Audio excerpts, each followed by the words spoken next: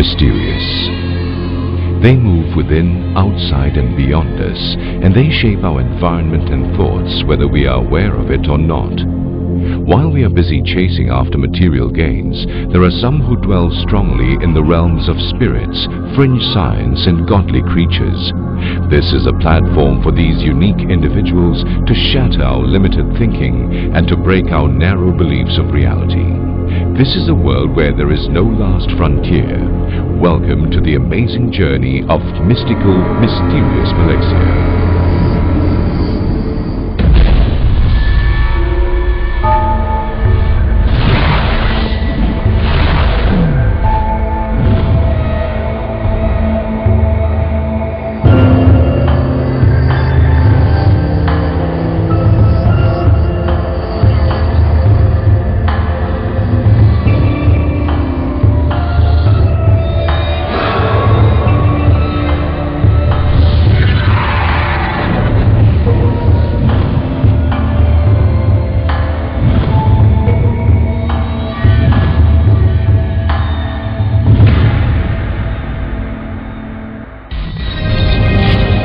Who am I? What is my role in this vast and expanding universe? What is the darkness that gives birth to light? These are but a few questions that have teased humanity since time immemorial. Although Malaysia is a booming, modern and advanced country, housing the world's tallest twin towers, dancing within her heart and soul are unshakable foundations in religious practices, spirituality, and a deep yearning to explore the unknown. The unknown and the unexplained remain as a source of inspiration which moves Malaysians to greater heights.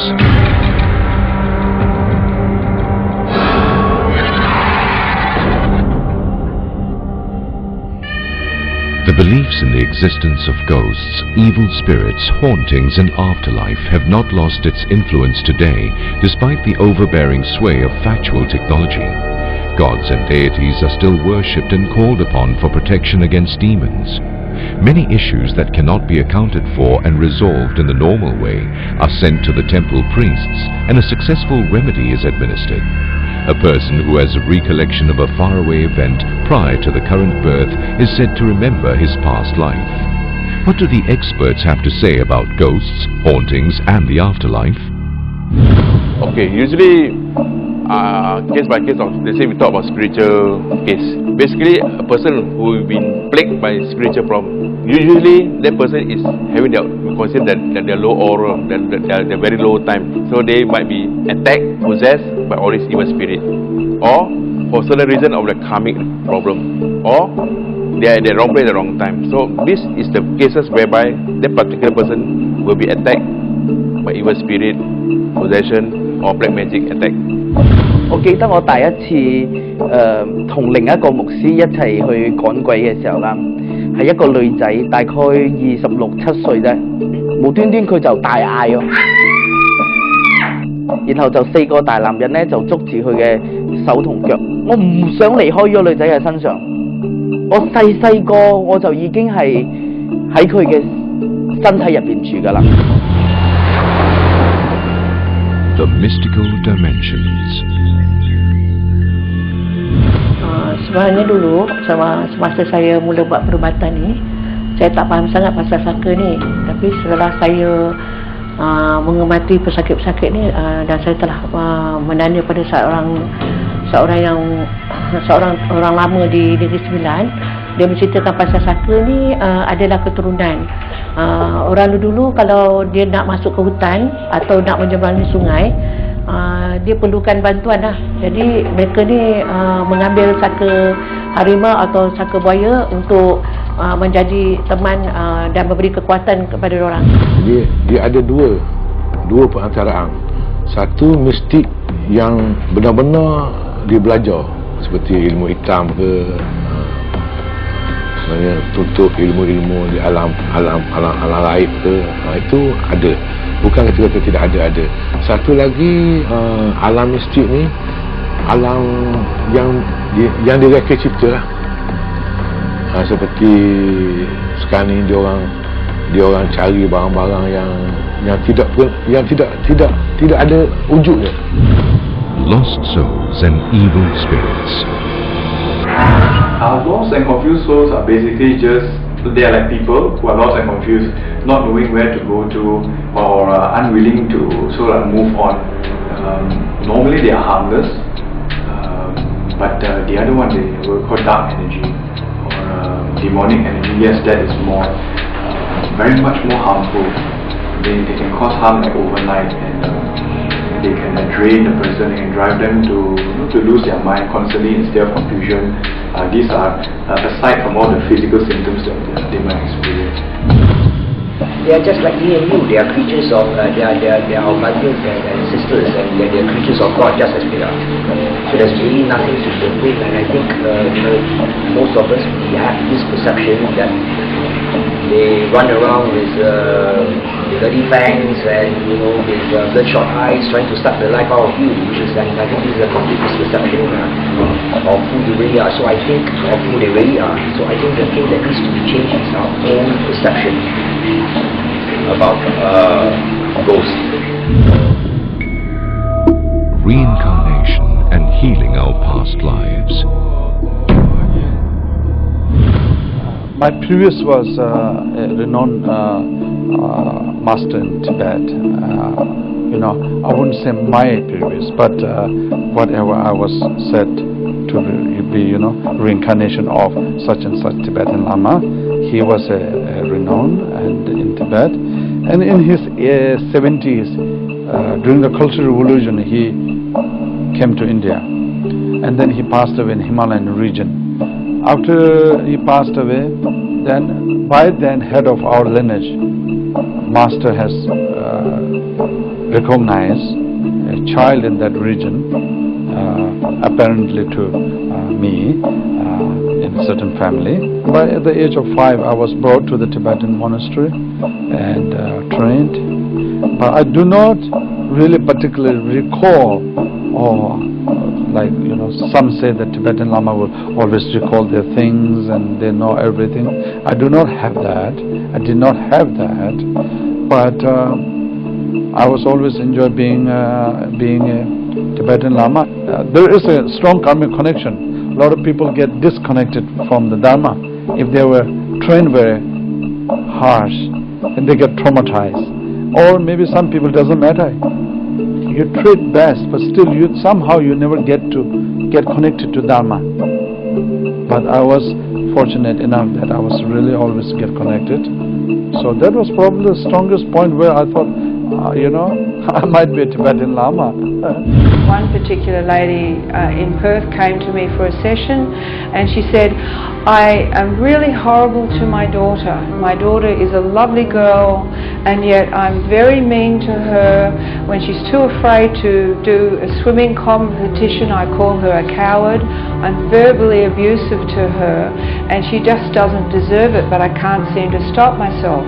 I don't believe in past lives, she says, but it must be coming from somewhere else, because there's nothing that's triggered in this lifetime that should be creating that compulsion in me to be punishing her all the time. After the person remembers or accesses the memory, so they're doing the remembering, it's not me telling them what they were, they actively remember that lifetime experience. I take them to the place of light and love outside of space and time, where great wisdom is available without the personality self getting in the way. And in that place of light and love, she was able to see the connection between the present life and that past life. And the connection that she made was that the mother who was mean to her in that other lifetime is her daughter in the present life.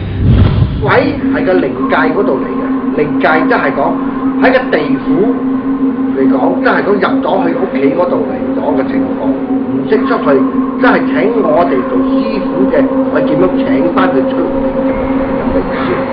即係講魔嘅方面嚟講，係人修練到佢個人出嚟成魔嘅問題。Even in psychology, they don't believe in these ghosts. They always see that those who see ghosts are these these are hallucinations. So partly I am on to that, and I told you I have been doing some work with spirit communication and also hypnosis, and so because of that I think there may be some kind of spirits also, but those spirits are not really able to harm anyone. They can't harm the human beings. It is only if the human beings are always thinking bad thoughts, then the bad spirits will come and be around you. But if you are thinking good thoughts, then the good thoughts will be around you. Good spirits will be around you. From that room, something, I just talked to you, but suddenly I feel nervous. I talking in Tamil. What did you say in Tamil? In that space, I heard something you guys didn't heard. That's why I walk around. You know, I think I know a little bit thing about this movie. You think we can't show them our cat. But you knew there's something there. Something in that way.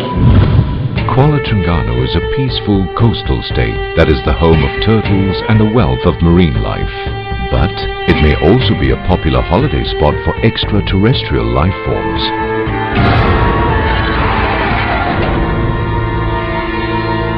Pada malam tu saya melihat cahaya atas langit pada pukul 8 lebih. Lepas tu saya panggil suami dan anak-anak, tengok cahaya tu bentuk dia bulat, dia bergerak kiri dan kanan. Kita lepas saya nampak macam ada cahaya kat depan tu, dia macam warna silinder, color putih. Lepas tu waktu tu pukul 8, mak yang panggil saya. Dalam masa 3 hari saya memang tengok ada benda putih tu. Dalam tu hari dalam pukul 7.45 adalah. Saya dengan motor selalu Bukit Ko, jalan tu tubik ke Bukit Payung. Tiba-tiba lepas pada Bukit Sapoh, saya turun bukit tu, motor saya mati. 3 kali saya buat yang benda yang sama. Lepas tu saya start hidup, saya duduk bawah. Saya minyak tu, saya jalan gerak. Saya naik atas mati. Saya tengok atas sebelah kiri ada cahaya lampu. Warna lebih kurang warna biru putih macam tu. Atas. Turun, depan, belakang. Lebih kurang setengah jam. Could these 3 individuals have seen the same UFO? Could visitations from the stars change their lives? We have spoken to UFO researchers, astronomers and enthusiasts, but many in Malaysia or even Asia believe that UFO sightings are a phenomenon of the West. It is as if the aliens have misplaced their eastern compass. UFO stands for Unidentified Flying Object. It was first coined by the United States Air Force in 1952. So UFO actually refers to any object or light seen in the sky or on the ground which the witness cannot identify. So it takes a competent investigator to label it as a UFO. In Malaysia, the population is still unaware of this phenomenon. They know about light in the sky, but they do not know what is actually behind the phenomenon. But in the West, many of them are very interested to study, and even ordinary people usually will report UFO sightings to the media. But in Malaysia, that trend is still very low. People still do not take interest to report any UFO sightings. Jadi saya mempelajari ilmu astronomi dalam bentuk yang boleh membolehkan saya memahami bagaimana kita nak faham, kita nak tracking UFO daripada langit pada sudut koordinat cakrawala. Maksud sini macam kita tengok UFO pada malam ini, kata ada wujud di sana. Tapi kita tak tahu nak cerita, kita tak tahu nak terang kedudukan UFO tu daripada arah mana, ataupun yang paling saya suka adalah kita mahu bagi tahu kata UFO duduk di buruj atau constellation apa. Di Sungai Petani Kedah pada tahun 2000 kalau tak silap saya, di Sungai Pasir Sungai Petani, ada sebuah bukit Sungai Pasir lah. Bukit itu adalah tempat pencawang elektrik, jana kuasa elektrik. Pencawang elektrik. Okey, jadi tempat kabel elektrik bertahan tinggi. Pada satu malam ada seorang pelajar sekolah. Dia melihat ada objek tidak diketahui, macam satu benda bentuk piring jatuh terampas di situ. Jatuh terampas, crash. Dia crash di bukit itu. Dan ada beberapa alien yang mungkin dikatakan ada setengah-setengah, ada dakwaan mengatakan piring terbang yang terampas itu kecil saja. Mungkin dalam bahasa ni dah makhluk asing kecil.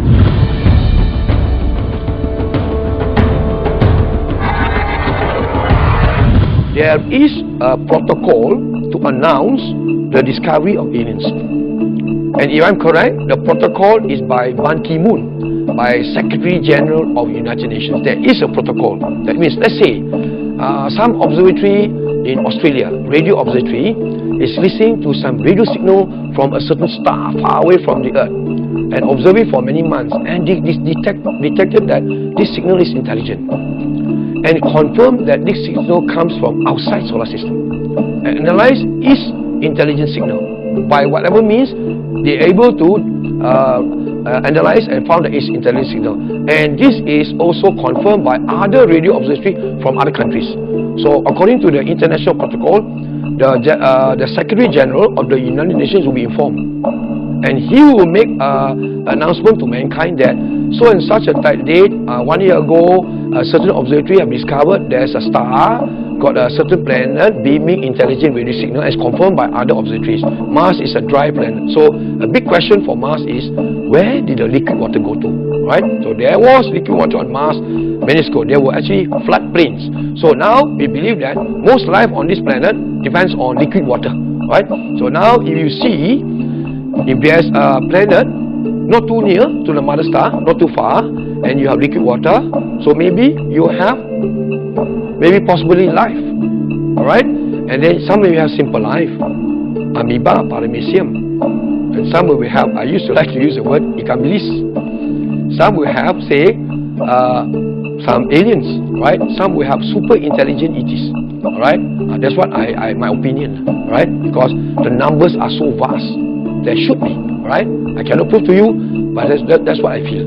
Now, I would very much hope that in the near future, in Malaysia, what I call work should be done on SETI, all right? Not ufology, SETI, search for extraterrestrial intelligence. Because now, I remembered when I was a schoolboy many years ago, many of the scientists in many other countries working on SETI, or they call it UFO research. They don't want to announce to their friends they are doing work on SETI because it was not so respectable. Hey, you are doing what, UFO? They are a bit shy to announce, but now it's mainstream, respectable, especially SETI, which is very scientific, studying how many planets, extrasolar planets, have been catalogued. And each of these planets, how far, how near, what are the conditions, right? And whether liquid water can exist, and what type of atmosphere it has. It's very scientific. Many people are getting their master's degrees, PhD degrees on this. It's very respectable, and hard scientific data can be obtained from this, right? So I'm sure that just like in Malaysia, we have some universities, including USM, doing research in astronomy. I would say that research in SETI should be part and parcel of astronomy, right? Because why? We are living human beings. It's not that studying the universe as inanimate objects, a beautiful star, sure, a beautiful nebula, even more beautiful, wow. But we want to know whether we are alone, whether there are intelligent beings like us, can appreciate the same universe the way that we appreciate. We are like saying, for example, the public saw the UFO out there, and then public saw like something out there, but then we just don't have the proof what is that.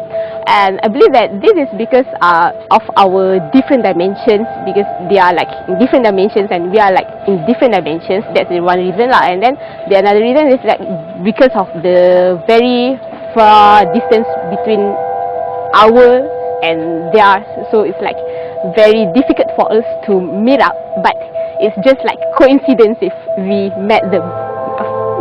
I believe that this astronomy things is actually relates between the spirituality and also love, and it's not just that, it's actually like something that related to our religion and so on, because in our Islamic, based on our ancestors and so on, they have studied this astronomy since it's like this astronomy thing is like their oldest subject, their oldest science subject in life. So I believe that there must be something that make these astronomers, these Islamic and these ancient astronomers study this astronomy thing. Okay, sampai di sini saya terlihat satu cahaya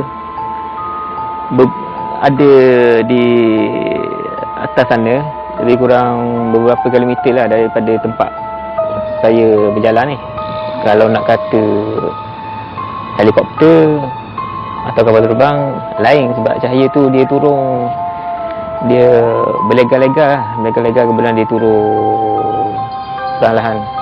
Apabila semakin meningkat dewasa, saya fikir balik apa yang saya lihat pada malam itu, dan saya buat satu kajian lah sikit tentang UFO ni macam mana, dan cahaya tu lebih kurang jadi macam UFO lah. Akhirnya saya dapat tahu kemungkinan besar tu UFO lah. Kita perlulah mempunyai sikap terbuka dalam semua perkara yang tidak dapat diterima oleh logik akal. If there are any ETs, they have to be the good ones. So if they are ETs, then I would say that the impact on Homo sapiens would be massive, astounding. It would be the greatest change in the history of mankind, which is what many scientists and even men of rational thinking would agree to. That means in the thousands of years history on this planet, so many big discoveries, wars, and revolutions have occurred, have changed mankind. But there will be no other revelation as great as a confirmation that somewhere in our galaxy, other than the Earth, outside the solar system or in other parts of the universe, there are intelligent beings. Saya rasa perlu pendedahan kepada semua rakyat Malaysia bahawa UFO sebenarnya wujud. Cuma kita yang tak dapat mengenal pasti kerana kita kekurangan sumber maklumat untuk didedahkan kepada rakyat. Jadi saya harap pihak kerajaan lebih terbukalah dalam soal ini.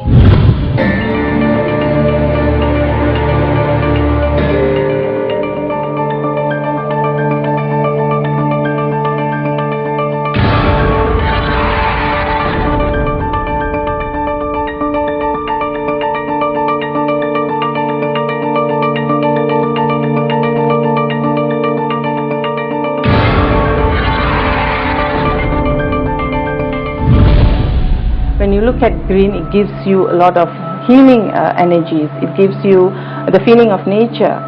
So if you are aware of certain colors, like suppose if you know that this color is for this, and definitely there's a healing effect.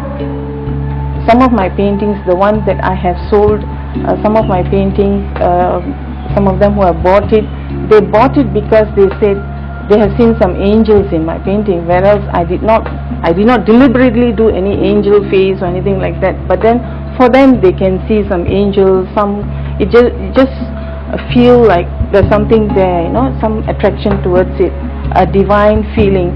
So this is what I think I have in my painting. Fragrances and scents from specific plants produces different emotional reaction in all of us. Okay? For example, sandalwood uplifts and calms the mind. It contains what we call sesquiterpenes, and that has been researched for its ability to stimulate the pineal gland, the gland that is responsible for releasing melatonin. And what does melatonin does? It enhances deep relaxation. Similarly, the likes of frankincense does the same. So deep relaxation actually brings us into a very meditative state, quieting our minds, bringing greater clarity, awareness, and thus we are able to tap into our internal wisdom. a lot of times when we experience greater realization from higher wisdom, we achieve even greater intuition into the divine's mind too.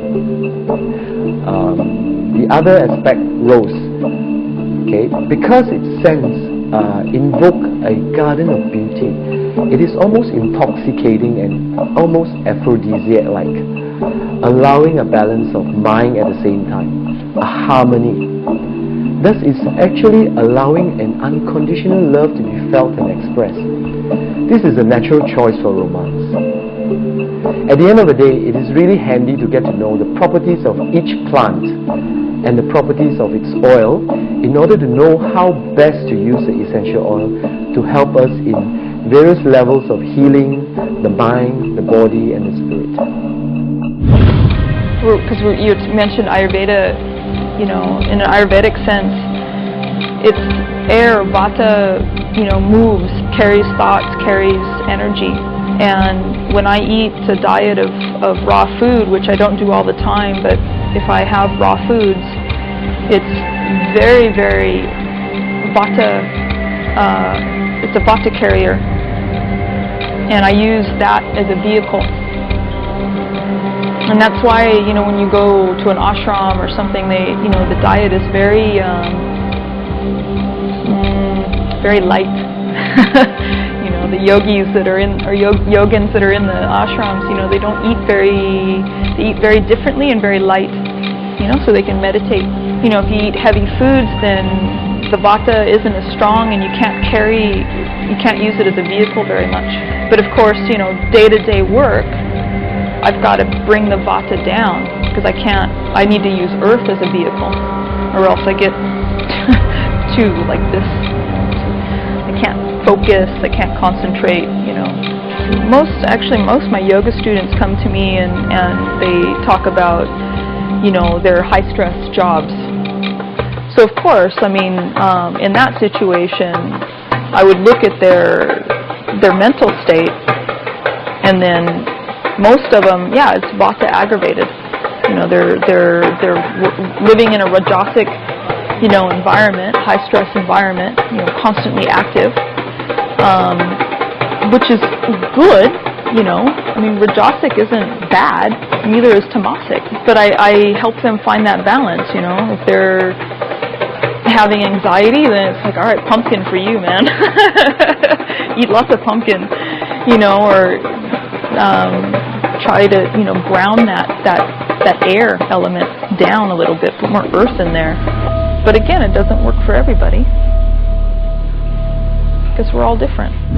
If you want to go into what sound is, I suppose, what sound healing is and how it works, it's a waveform. And it's an energy form. It's a 3D form of light. A lot of people, when they sing or when they tone in a circle, they see a lot of lights. They're actually seeing the wavelength and the different harmonics that are happening. And depending on the intention's a very strong thing. Depending on the intention for the healing, once we've identified it, whether it is to clear an energy blockage or whether it is to activate someone, because, you know, especially when people are, I don't know what my life purpose is. So sometimes we go in there and the sound goes in, and it does an awakening for them. And I suppose if I could break it down, there are sounds which sound very laser-like, and I know, I sense, because I'm just very, very feeling-oriented, clairsentient, whatever. So when we go into that, I know that there is something that's dense, that it will immediately turn into a very Morse code-like sound, and it would feel like it's trying to do that, it's trying to disperse it. And then when there's an issue with, maybe the person's just very low on energy in general, there would be something that the sound would be very atmospheric, very large, almost like, you know, the om, but very resonant, like you're in a cave. And all these sounds were coming out of me. And a lot of times I was like, how is the human voice able to stretch like this, or, you know, tone like that? But a lot of the answers I get from studying singing, when we're told to hold our posture and the cavity in the mouth and the chest area, and how much the human instrument is actually capable of doing is amazing.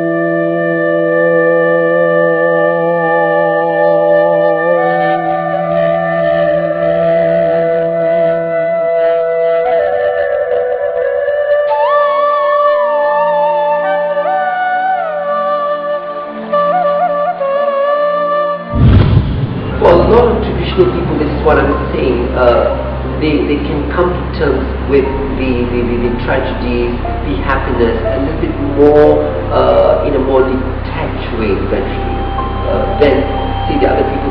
But I think office people, the 9-to-5 job people and all that kind of thing have got to find outlets in which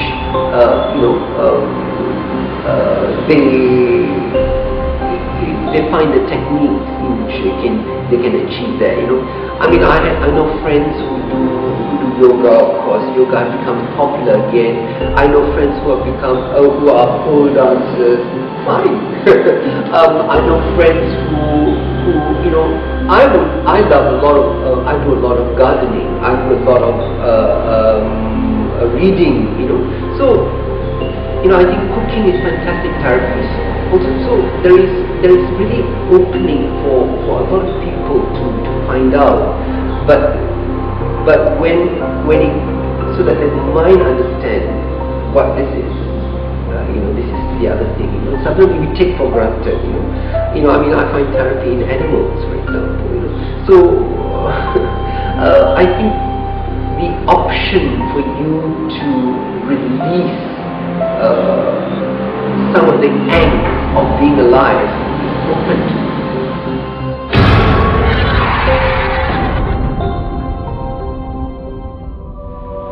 With Amma's guide, I went into a healing experience, and it is there I started looking into the energy bodies of the human body. So looking at each and every one of the auras of the people, my patients who are coming to see me, I started to work on the three bodies, the physical, the mental and the spiritual body. I realized that you got these three main bodies, but the physical body is entirely a different one. More is the mental and the emotional. Scanning, I normally scan my patients to see the aura. So when we scan into an aura, we've got two kind of aura, an inner aura and an outer aura. See? I started to know more of the outer layer. The outer layer is actually connected to the mind, but the inner layer is something connected to our previous births. So it depends on how many births we have taken.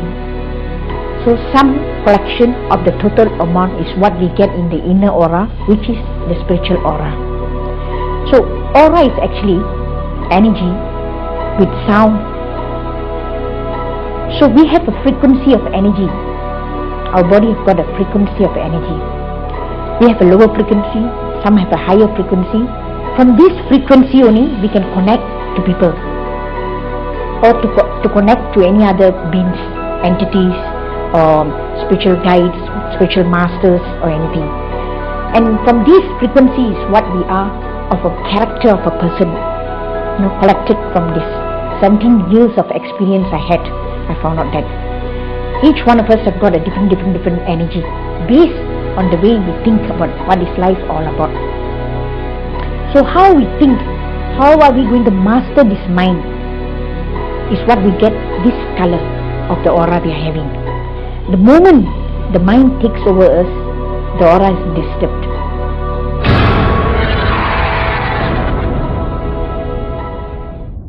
And each number actually have a trend and behavior, and it also depends what is the symbol behind. So I go into the in-depth to study, and that arose me to go into the roots of what this number is about, and numbers government is a lot of things, like why 21, how much you want to make is a number in your account, okay, how long you want to live is a number, how slim you want is a number, how much you want, how fat you want, everything is a number. And numbers, every time we see it, we watch it, we don't awake, we don't study it, we don't go and grab it and answer it whether this number has any significance for our lives.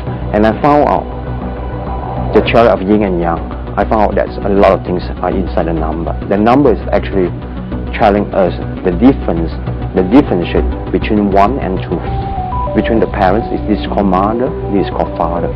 and everything is yin and yang. And from there, I go into the deep root, searching back what is the pattern of positive, what is the pattern of negative, and what is the behavior type of people. And I keep it this for me for more than 10 years, never tell people what this is about, but I study. And I found one thing about very unique numbers attached to numbers magnetize numbers together, okay, and they go together in a group, and they actually significance a lot of energy inside. They have a lot of symbol, not only on symbol, but there are a lot of human relationship. Numbers have all kind of patterns inside. So numbers, as you can see, they are, I mean, it can be very exciting, it can be very boring if it is not being put into use, okay? But if you put into use, if you look at it in a very different manner, like putting in the plus, minus, multiply and divide, I use all these connectors or so-called to interact the numbers, okay? And then you can see that numbers will yield different result whenever it's paired with certain things. That basically forms the basis of our so-called V methodology. Obviously, there are more to it, because numbers are not just numbers. One is one. Okay, the quantification of one is always one. It's singular, is single, is alone, lonely, or whatever it is, or is leader. Because we relate one to taking the first step and all that. So it relates to leadership of some sort. Okay, from a logical standpoint. But when you add 1 to 2, what is the outcome? The outcome gives you a 3. So it has a different meaning altogether. It's not just one really. It's not just taking the first step. When you add 2 to it. So there's a lot of this that got me thinking. That got me look further into what we call things that surrounds our life.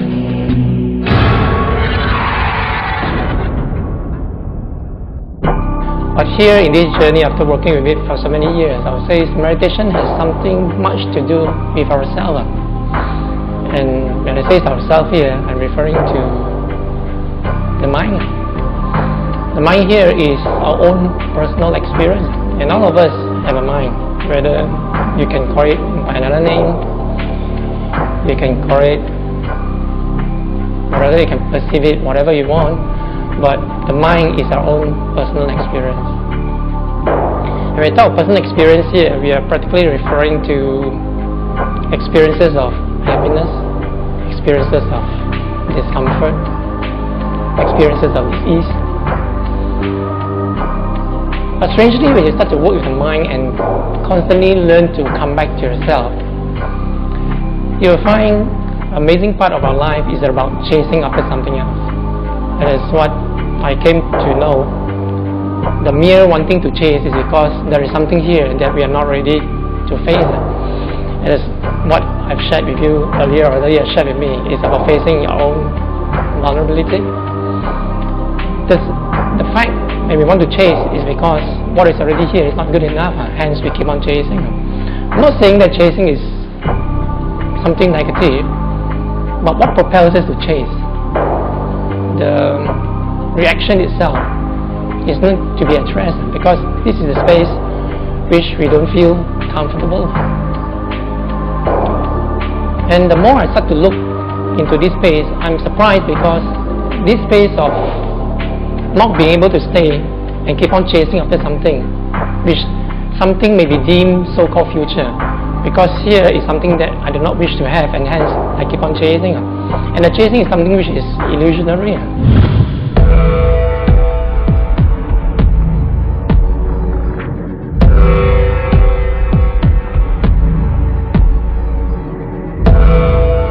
A myth is not a lie, and it is not interested to express the truth and falsity of a story. It aims to give a spiritual or religious explanation of something within us, and also about the world we live in. A legend is a story from the past about a subject that was or is believed to have been historical. Legends concern people, places and events. Usually the subject is a saint, a king, a hero, a famous person, or a war. Therefore, myths and legends are not necessarily factual, but they can, if not handled with care, be misleading. Let's examine some of the Malaysian myths and legends that could still be relevant today.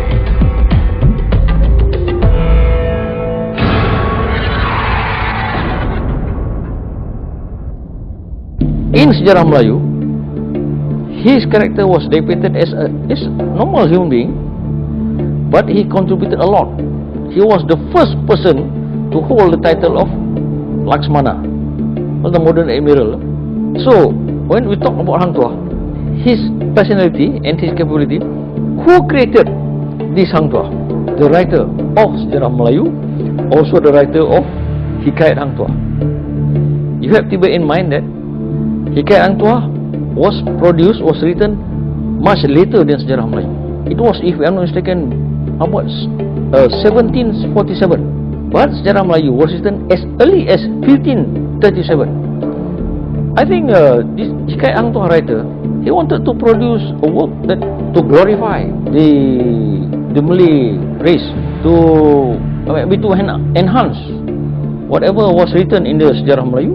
When he has the capability to elaborate this Hang Tuah as a man of flesh and blood, to become very supernatural out of our ordinary thinking. To think about it is very difficult. I don't believe in supernatural power, but rather you can acquire certain power from certain medium by either by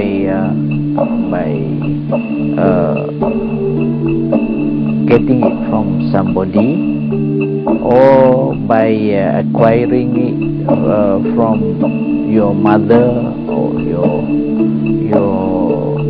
grandmother. So Hang Tuah is a warrior of Malacca. With Hang Tuah's energy, Malacca is bright, colorful, the same like the people in Malacca. With all the races, doesn't care what color, what race, what religion. We have Hang Tuah's energy forever. Cik Siti Wan Kembang was the Virgin Queen of Kelantan, who is said to have adopted a mystical daughter, Putri Sadong, and that she vanished into her magical realm at the end of her reign. But some choose to see her as a wise, fair and mortal ruler. Pada masa Puteri Sadong dikahwinkan dan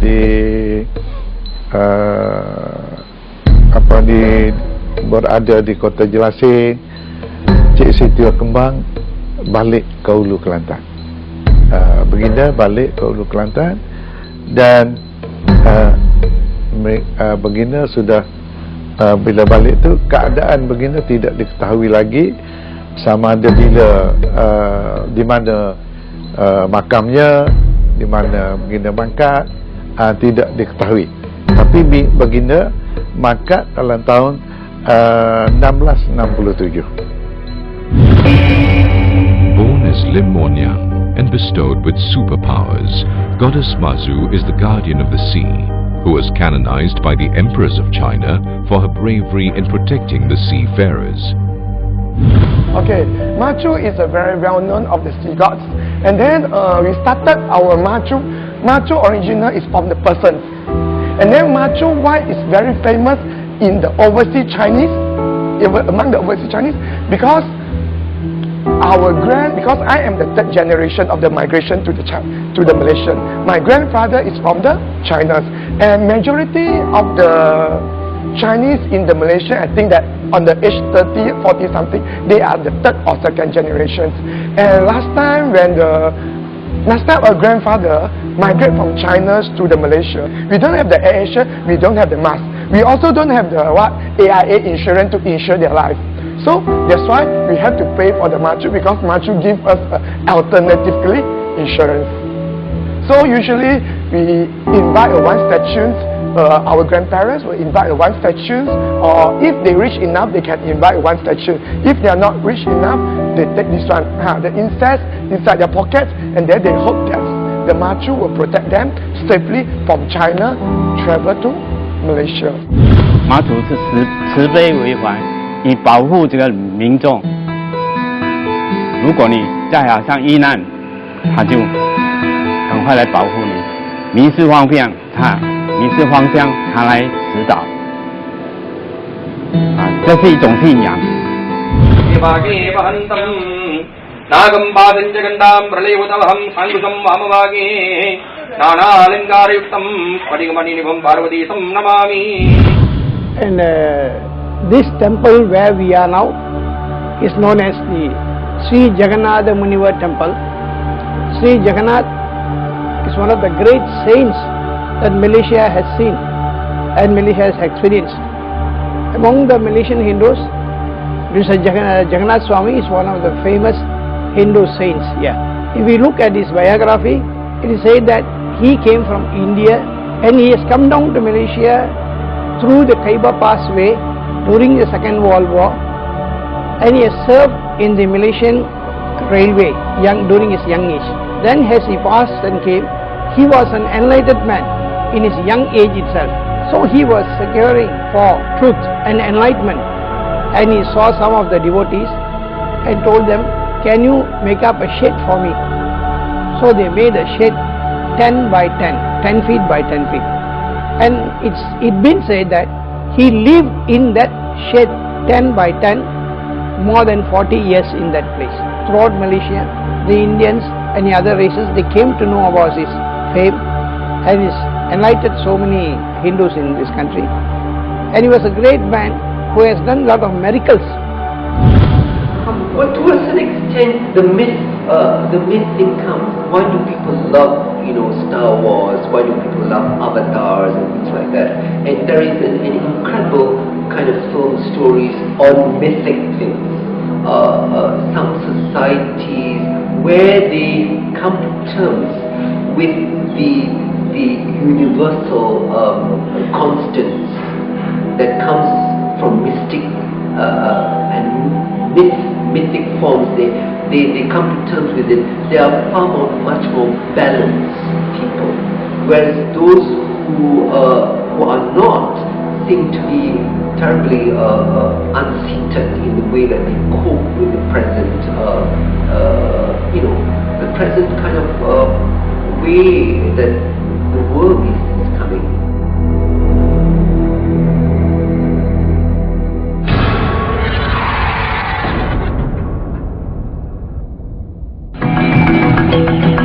Religious rituals are a tool to communicate with the divine and God. As much as we want scientific proof of God, at least some of us believe that it is in these ritualistic experiences that we discover God. And every time we try to explain it in words and formulas, it always misses the mark. Devotees that practice self-flagellation, hoping to get a glimpse of the divine, or a trance master that channels the energies of a particular deity, and the devout prayers that emanate from a house of worship, only point to the realization that as humans, we are constantly looking for connection with a higher force that be. But are we looking in the right direction and doing the right thing?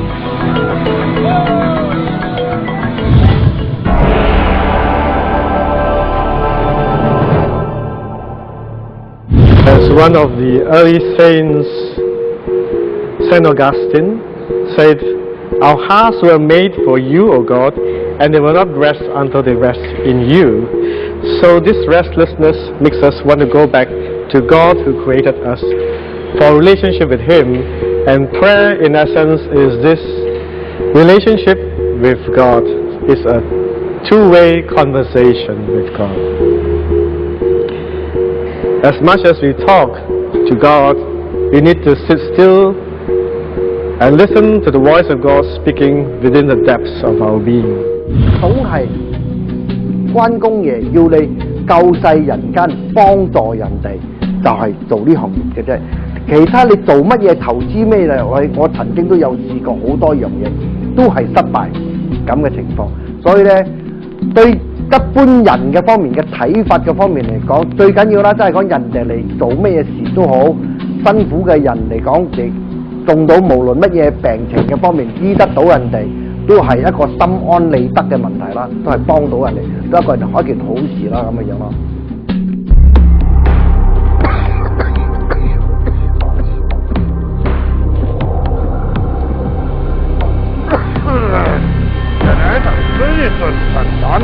知道。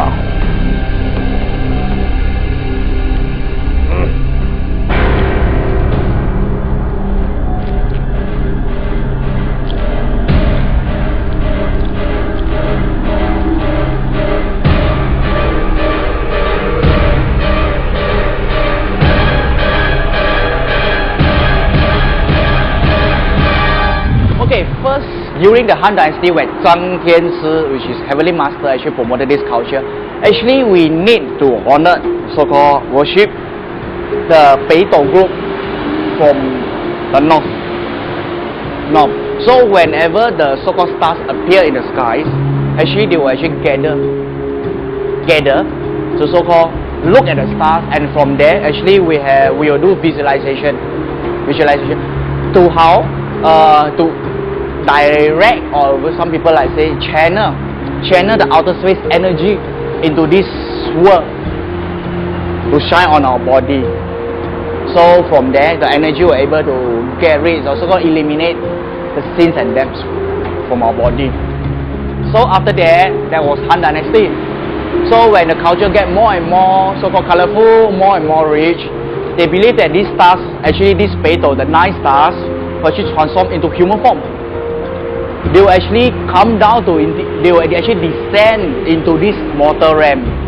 I think you have heard of Jiao, all the different type of, I can't say they are cult, but actually they are different type of beliefs. So when they come in, they believe that these 7 stars or even 9 stars, they are able to ward off negative, I can say demons, devils. So when they play with weapons, actually they will invite these 7 stars to come into picture and to possess on their body with that type of positive energy. So to protect their body from being invented by these negative beings. That was later part. Yeah, after that, slowly when people get so-called mixed up with other mixture of other culture, they believe that they are pirates, they are bandits, yeah. Easier like what I say, when there's forms, right, there's human forms, we're able to talk to them, we're able to interact with them. And this is the interesting part. And this is why, because they are being transformed from, they are being manifest from stars. So actually there's no standard form for them. So in different country, or even different area in Singapore, even Malaysia, they have different forms.